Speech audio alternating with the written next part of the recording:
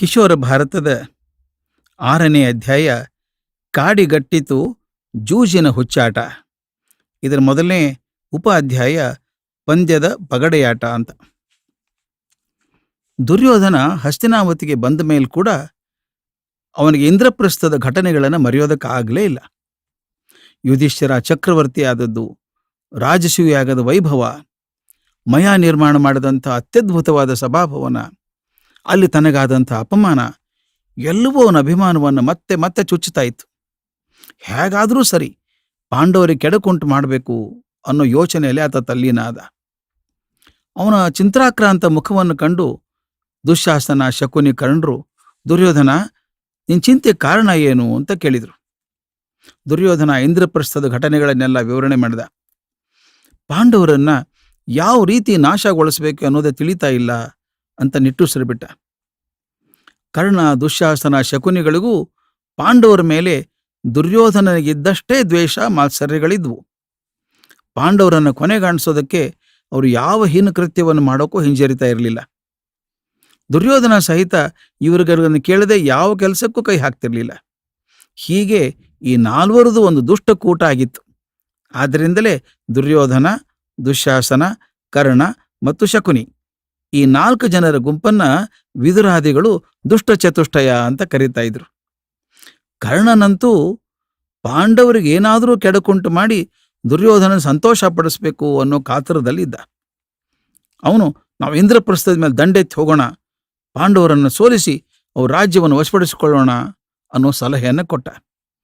ಆದರೆ ಪಾಂಡವರ ಪರಾಕ್ರಮವನ್ನು ತಿಳಿದಿದ್ದ ದುರ್ಯೋಧನ ಇದಕ್ಕೆ ಸಮ್ಮತಿಸಲಿಲ್ಲ.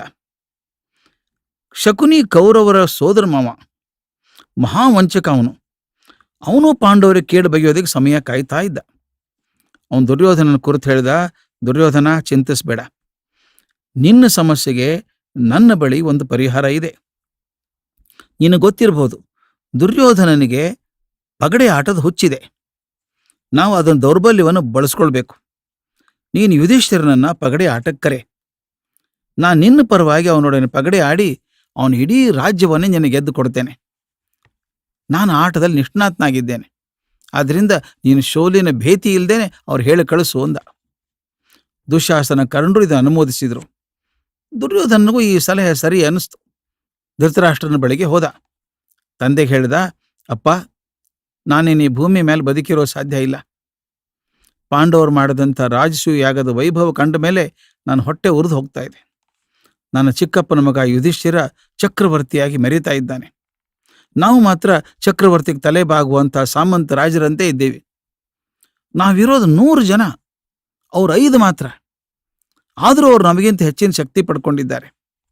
ಅಪ್ಪ, ಆ ಪಾಂಡವರ ಶ್ರೀಮಂತಿಕೆಯನ್ನಂತೂ ಹೇಳೋದಕ್ಕೆ ಸಾಧ್ಯ ಇಲ್ಲ. ರಾಜಸೂಯಾಗದಲ್ಲಿ ನಾನೇ ನೋಡಿದ್ನಲ್ಲ, ಬಂಡಿಗಟ್ಟಲೆ ಧನ, ಆಭರಣಗಳು ಯುಧಿಷ್ಠಿರನಿಗೆ ಕಾಣಿಕೆಯಾಗಿ ಬಂದು ಬೀಳ್ತಾ ಇದ್ವು. ಭೀಮಾರ್ಜುನರು, ನಕುಲ್ ಸಹದೇವರು ಭರತಖಂಡದ ಮೂಲೆ ಮೂಲೆಗಳಿಗೆ ಹೋಗಿ ರಾಜ್ಯಗಳನ್ನು ಗೆದ್ದುಕೊಂಡು ಬಂದರು. ವಸೂಲು ಮಾಡಿಕೊಂಡಂಥ ಕಪ್ಪು ಕಾಣಿಕೆಗಳನ್ನು ರಾಶಿ ರಾಶಿ ಸುರಿದ್ರು. ಆ ರಾಶಿ ಯಾಗದಲ್ಲಿ ನೆರೆದಿದ್ದಂಥ ಸಾಮಂತರಾಜರ ಸಂಖ್ಯೆಯನ್ನು ನೋಡಿದರೆ ಸಾಕು, ಯುಧಿಷ್ಠಿರನ ಶಕ್ತಿ ಎಷ್ಟೊಂದು ಬೆಳೆದು ಬಿಟ್ಟಿದೆ ಅನ್ನೋ ತಿಳಿತಾ ಇತ್ತು. ಆ ಯಾಗದಲ್ಲಿ ಪ್ರತಿದಿನ ಲಕ್ಷಾಂತರ ಜನ ಭೋಜನ ಮಾಡ್ತಾ ಇದ್ರು. ಅದರ ಪುಣ್ಯವನ್ನೆಲ್ಲ ಪಾಂಡವರು ಸಂಪಾದಿಸ್ಕೊಳ್ತಾರಲ್ಲ, ನಾವಿನ್ನೂ ಬದುಕಿದ್ದು ಏನು ಪ್ರಯೋಜನ? ಇನ್ನು ಆ ಮಯ ನಿರ್ಮಾಣ ಮಾಡಿದ್ದಾನಲ್ಲ ಸಭಾಮಂಟಪ, ಅಬ್ಬಬ್ಬಾ, ಇಡೀ ಭೂಮಂಡಲದಷ್ಟೇ ಏಕೆ, ಸ್ವರ್ಗದಲ್ಲಿ ಕೂಡ ಅಂಥ ಅರಮನೆ ಇದೆಯೋ ಇಲ್ವೋ ತಿಳಿದು. ಅಂಥ ಸ್ವತ್ತನ್ನ ಪಾಂಡವರು ಅನುಭವಿಸ್ತಾ ಇದ್ದಾರೆ ಅಂದರೆ ನನ್ನ ಹುಟ್ಟು ಉರಿದೇ ಇರ್ತದ? ಆ ಭವನವನ್ನು ನೋಡೋಕನ್ನು ಹೋಗಿದ್ನಲ್ಲ, ಅದರ ಗೋಡೆಗಳನ್ನು ಬಾಗಿಲನ್ನು ತಿಳಿದು ಡಿಕ್ಕಿ ಹೊಡೆದಾಗ, ನೀರನ್ನ ನೆಲ ಎಂದು ಭ್ರಮಿಸಿ ಜಾರಿ ಬಿದ್ದಾಗ ಆ ಪಾಂಡವರು, ಆ ದ್ರೌಪದಿ ಕಿಸಕ್ಕನೆ ನಕ್ಕರಲ್ಲ, ಅದನ್ನ ನೆನೆಸ್ಕೊಂಡ್ರೆ ಈಗಲೂ ನನ್ನ ಹೃದಯವನ್ನು ಶೂಲದಿಂದ ತಿವಿದಂತಾಗ್ತದೆ. ಅಯ್ಯೋ, ನಾನಿನ್ನು ಬದುಕಿರೋಕೆ ಸಾಧ್ಯ ಇಲ್ಲ ಅಂತ ಗೋಳಾಡಿದ. ದುರ್ಯೋಧನ ಹೇಳಿದ ಮಾತುಗಳನ್ನು ಕೇಳ್ತಾ ಕೇಳ್ತಾ ಧೃತರಾಷ್ಟ್ರನಿಗೆ ಕೂಡ ಪಾಂಡವರ ಮೇಲೆ ಮತ್ಸರ ಆಯಿತು. ಆದರೂ ಅದನ್ನು ತೋರ್ಗೊಡದೆ, ಮಗು ದುರ್ಯೋಧನ, ಸಾವಿರ ಮಾತಾಡಬೇಡಪ್ಪ, ನಿನಗಾಗಿರುವಂಥ ಅಪಮಾನವನ್ನು ಹೋಗಾಡಿಸೋದು ಹೇಗೆ ಅಂತ ಯೋಚನೆ ಮಾಡೋಣ. ನಿನಗೇನಾದರೂ ಸಲಹೆ ಇದ್ರೆ ಹೇಳು, ನಾ ಖಂಡಿತ ಸಹಾಯ ಮಾಡ್ತೇನೆ ಎಂದ. ದುರ್ಯೋಧನಗೆ ಬೇಕಾಗಿದ್ದು ಅದೇ. ಅವನು, ಅಪ್ಪ, ಯುಧಿಷ್ಠಿರನನ್ನ ಪಗಡೆ ಆಟಕ್ಕೆ ಆಹ್ವಾನ ಮಾಡಬೇಕು ಅಂದಿದ್ದೇನೆ. ಈ ಶಕುನಿ ಆ ಆಟದಲ್ಲಿ ಪ್ರವೀಣನಾಗಿದ್ದಾನೆ. ಅವನು ನನ್ನ ಪರವಾಗಿ ಯುಧಿಷ್ಠಿರನೊಡನೆ ಪಗಡೆ ಆಡ್ತಾನೆ. ಯುಧಿಷ್ಠಿರನ ರಾಜ್ಯವನ್ನು ಗೆದ್ದು ನಾನು ಕೊಡ್ತಾನೆ. ಇದಕ್ಕೆ ನಿನ್ನ ಅನುಮತಿ ಬೇಕು, ಇಲ್ಲದೆ ಹೋದರೆ ನಾನು ಪ್ರಾಣ ಬಿಡೋದು ಖಂಡಿತ ಅಂದ. ರಾಜ್ಯವನ್ನು ಪಣವಾಗಿಟ್ಟು ಪಗಡೆ ಆಟ ಆಡೋದು ಒಳ್ಳೆಯದಲ್ಲ ಅಂತ ಧೃತರಾಷ್ಟ್ರನ ಒಳ ಮನಸ್ಸು ಹೇಳ್ತಾ ಇತ್ತು. ಆದರೂ ಮಗನ ಮೇಲಿನ ಪ್ರೀತಿಯಿಂದ ಪಗಡೆ ಆಟಕ್ಕೆ ಒಪ್ಪಿಗೆ ಕೊಟ್ಟ. ಧೃತರಾಷ್ಟ್ರ ವಿದುರನ್ನು ಕರೆಸಿ, ವಿದುರ, ಇಂದ್ರಪ್ರಸ್ಥಕ್ಕೆ ಹೋಗಿ ಜೂತದ ಆಟಕ್ಕೆ ಯುಧಿಷ್ಠಿರನನ್ನು ಕರೆದುಕೊಂಡು ಬಾ ಅಂತ ಹೇಳ್ದ. ವಿದುರನಿಗೆ ಆಘಾತ ಆಯಿತು. ಅವನು, ಅಣ್ಣ, ಜೂಜಾಟದ ಕೆಟ್ಟತನ ನಿನಗೆ ತಿಳಿದೆ. ಅತಿಯಾದ ಬೇಟೆ, ಜೂಜು, ಮದ್ಯ ಮತ್ತು ಕಾಮುಕತೆ ಇವು 4 ಮನುಷ್ಯನನ್ನು ಹಾಳು ಮಾಡುವಂಥ ಸಾಧನಗಳು. ಜೂಜಿನಿಂದ ಮನುಷ್ಯ ಒಂದೇ ಘಳಿಗೆಯಲ್ಲಿ ಸರ್ವಸ್ವವನ್ನು ಕಳೆದುಕೊಂಡು ಬೀದಿ ಭಿಕಾರಿಯಾಗ್ಬಿಡ್ತಾನಲ್ಲ. ಎಲ್ರಿದು ತಿರಸ್ಕಾರಕ್ಕೊಳಪಡ್ತಾನೆ. ಇಂಥ ಹುಚ್ಚಿನ ಜೂಜಿನಾಟ ಆಡೋದಾದರೂ ಯಾಕೆ ಅಂತ ಕೇಳಿದ. ಅಣ್ಣ, ಒಂದು ವೇಳೆ ಈ ದ್ಯೂತದಲ್ಲಿ ಪಾಂಡವರೇನಾದರೂ ಸೋತ್ರೆ ಅವರು ಕೌರವರ ಶಾಶ್ವತ ಶತ್ರುಗಳಾಗ್ಬಿಡ್ತಾರಲ್ಲ. ಇದಕ್ಕೆ ನನ್ನ ಒಪ್ಪಿಗೆ ಇದೆಯಪ್ಪ. ಅದು ಹೋಗ್ಲಿ, ಒಂದು ವೇಳೆ ಜೂಜಿನಲ್ಲಿ ಕೌರವರು ಗೆಲ್ತಾರೆ ಅಂತ ಇಟ್ಕೊಳ್ಳೋಣ. ಆದರೆ ನಿಜವಾಗಿಯೂ ಸುಖವನ್ನು ಪಡಿತಾರ? ಬೇರೆಯವರಿಗೆ ಅನ್ಯಾಯ ಮಾಡಿ ಸಂಪಾದನೆ ಮಾಡಿದಂಥ ಸಂಪತ್ತಿನಿಂದ ಯಾರಾದರೂ ಸುಖದಿಂದ ಇರೋದಕ್ಕೆ ಸಾಧ್ಯವೇ? ಅಣ್ಣ, ದಯವಿಟ್ಟು ಈ ಬಗ್ಗೆ ಸರಿಯಾಗಿ ಯೋಚನೆ ಮಾಡು ಅಂತ ಪ್ರಾರ್ಥನೆ ಮಾಡಿಕೊಂಡ. ಆ ಧೃತರಾಷ್ಟ್ರ ವಿದುರನ ಮಾತನ್ನು ಕಿವಿಗೆ ಹಾಕ್ಕೊಳ್ಳಿಲ್ಲ. ಇದರಿಂದ ಅನಿವಾರ್ಯವಾಗಿ ವಿದುರ ಇಂದ್ರಪ್ರಸ್ಥಕ್ಕೆ ಹೋಗಲೇಬೇಕಾಯ್ತು. ವಿದುರ ತಂದಂಥ ಸಂದೇಶವನ್ನು ಕೇಳಿ ಯುಧಿಷ್ಠಿರ ಚಿಂತಿತನಾದ. ಯಾಕೆಂದ್ರೆ ಒಬ್ಬ ರಾಜ ಇನ್ನೊಬ್ಬ ರಾಜನನ್ನು ಪಗಡೆ ಆಟಕ್ಕೆ ಕರೆದ್ರೆ ಅದನ್ನು ತಿರಸ್ಕಾರ ಮಾಡೋದು ಸೌಜನ್ಯ ಅಲ್ಲ. ಆದರೆ ಹಾಗಂದ್ಕೊಂಡು ಅಲ್ಲಿ ಹೋಗಿ ಮೋಸಕ್ಕೆ ಗುರಿಯಾದರೆ ಏನು ಗತಿ? ಆದ್ದರಿಂದ ಅವನು, ಚಿಕ್ಕಪ್ಪ, ಈ ದ್ಯೂತದ ಆಟದ ಬಗ್ಗೆ ನಿನ್ನ ಸಲಹೆ ಏನು ಅಂತ ವಿದುರನನ್ನೇ ಕೇಳಿದ. ವಿದುರ ಹೇಳಿದ, ಯುಧಿಷ್ಠಿರ, ನೀನು ಎಲ್ಲವನ್ನೂ ತಿಳಿದವನಪ್ಪ. ದ್ಯೂತದ ಅನಿಷ್ಟಗಳೇನು, ಕೌರವ ಉದ್ದೇಶ ಏನಿರಬಹುದು ಎಲ್ಲವನ್ನೂ ನೀನು ಬಲ್ಲೆ. ಆದ್ದರಿಂದ ನೀನೇ ಇದ್ರ ಬಗ್ಗೆ ನಿರ್ಧಾರ ಮಾಡೋದು ಒಳ್ಳೆಯದು ಅಂದ. ಯುಧಿಷ್ಠಿರನಿಗೆ ವಿದುರನ ಅಭಿಪ್ರಾಯ ಗೊತ್ತಾಯ್ತು. ಆದರೂ ಅವನು ತನ್ನ ದೊಡ್ಡಪ್ಪ ಧೃತರಾಷ್ಟ್ರನ ಆಹ್ವಾನವನ್ನು ತಿರಸ್ಕಾರ ಮಾಡೋ ಸೌಜನ್ಯ ಅಲ್ಲ ಅಂತ ತೀರ್ಮಾನ ಮಾಡಿದ. ತಮ್ಮಂದರು ಹೆಂಡತಿಯನ್ನು ಕರ್ಕೊಂಡು ಹಸ್ತಿನಾವತಿಗೆ ಬಂದ. ಹಸ್ತಿನಾವತಿಯಲ್ಲಿ ದ್ಯೂತಕ್ಕಾಗಿ ಅಂತ ಹೇಳಿ ಒಂದು ಭವನವನ್ನು ನಿರ್ಮಾಣ ಮಾಡಿದರು. ದೊಡ್ಡ ಸಭಾಮಂಟಪದ ಮಧ್ಯಭಾಗದಲ್ಲಿ ಪಗಡೆ ಆಟಕ್ಕೆ ಏರ್ಪಾಟಾಗಿತ್ತು. ಇತರರ ಸುತ್ತಲೂ ಕುಳಿತು ನೋಡುವಂತೆ ಅವಕಾಶ ಮಾಡಲಾಗಿತ್ತು. 1-2 ದಿನಗಳ ವಿಶ್ರಾಂತಿಯ ನಂತರ ದ್ಯೂತ ಪ್ರಾರಂಭ ಆಯಿತು.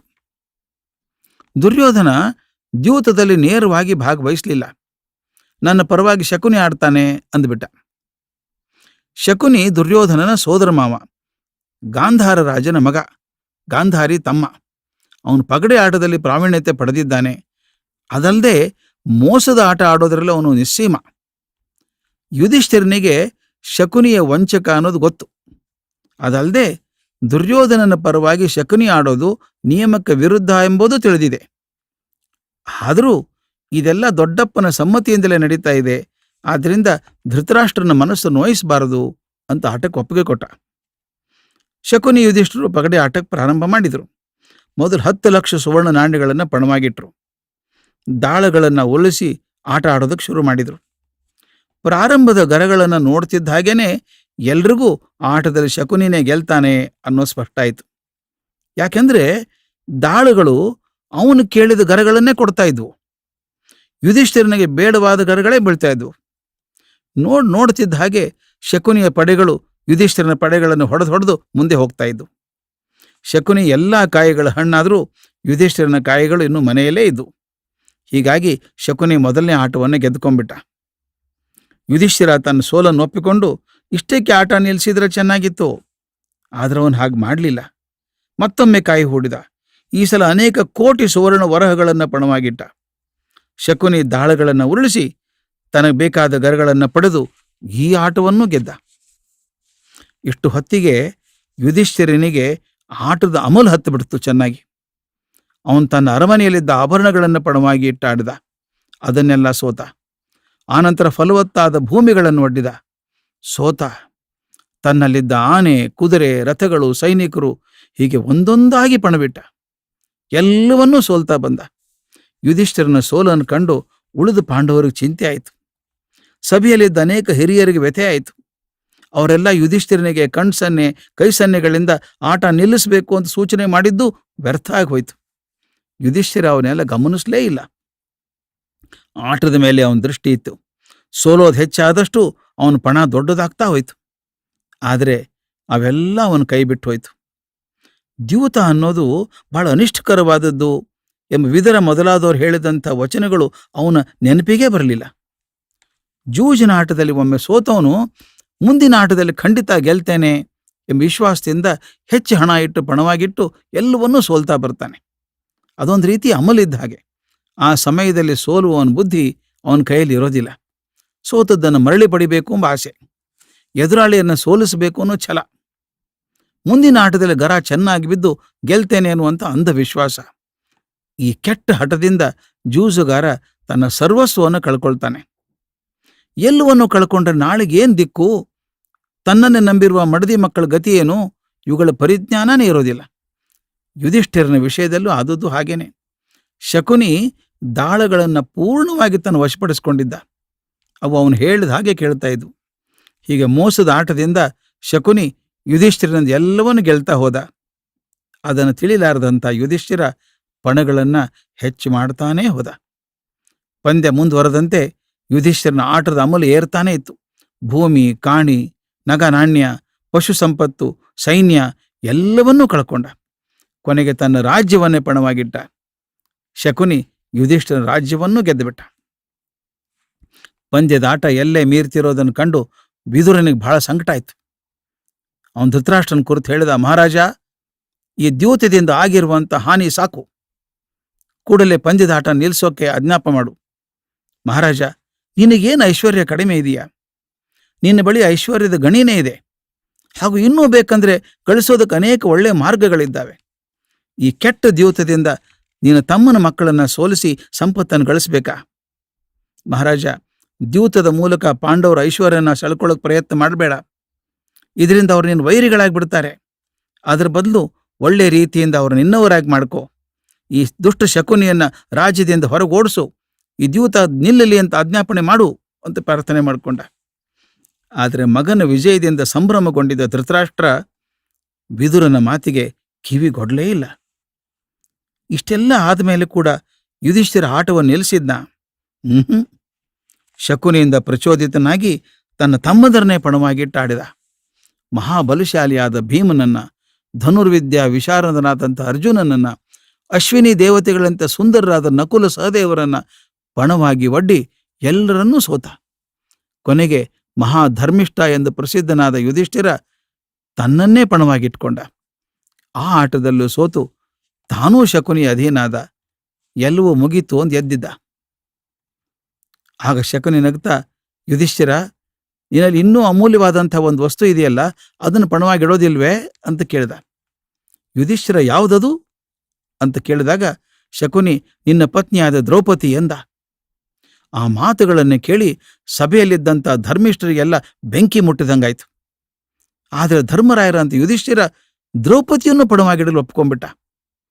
ಅವನನ್ನು ಆವರಿಸಿದಂಥ ದ್ಯೂತದ ಮಬ್ಬು ಅಷ್ಟು ಪ್ರಬಲಾಗಿತ್ತು.